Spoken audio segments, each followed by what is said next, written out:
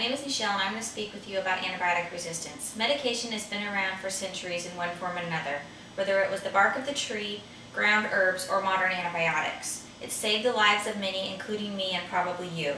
It can take away pain and extend our life expectancy on average.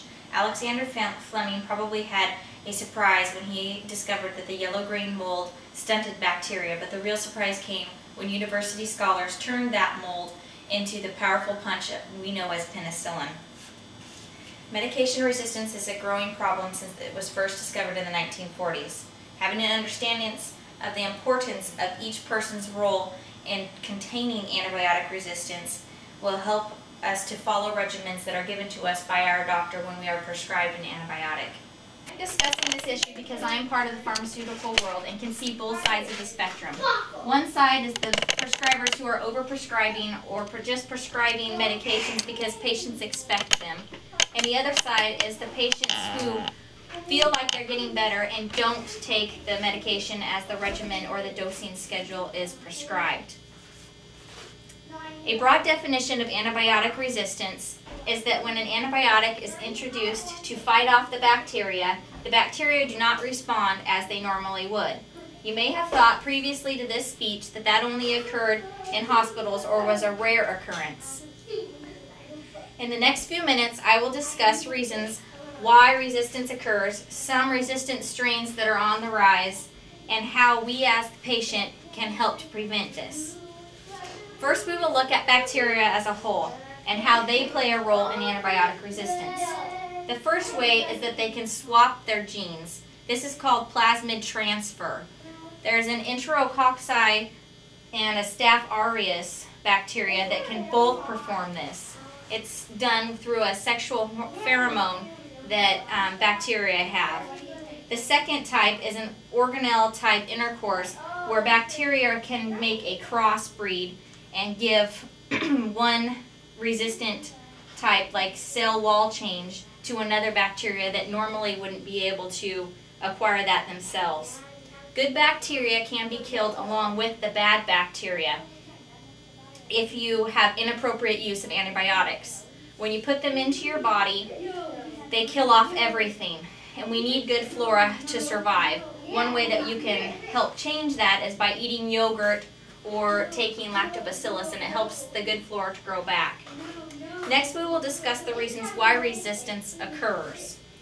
People do not finish their antibiotics before they're supposed to or follow the directions correctly. People start feeling better when they're not done fully with their regimen and think that they don't need to finish the rest and will just save it for later in case they get sick again. The directions are there for a reason. Your body needs a current and constant blood flow of the antibiotic within your system to be able to fight the bacteria frequently enough to kill it off. Using old antibiotics or someone else's that weren't used up also poses a problem. The antibiotics may be expired, they may not be for the specific strain of bacteria that is living in your body, and it may cause the bacteria in their body not to respond to that antibiotic again if it's introduced in the proper dose and form. Also, some people, especially teen girls, have problems if there's interactions with other medications or lifestyle choices within their medication problems. One of it is that some antibiotics interfere with birth control efficacy, and so a lot of teenage girls will decide not to use their antibiotics and use the birth control instead, which only kills off half of them and leaves the strong bacteria to thrive and regain strength against the antibiotic that was introduced.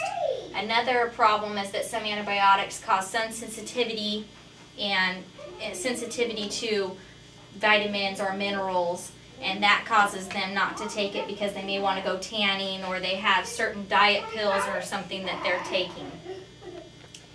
Antibiotics can be overused and overprescribed, which is partly our problem because nowadays we don't want to be sick at all. We want to get better in a hurry and get back to the way we're used to living our lives.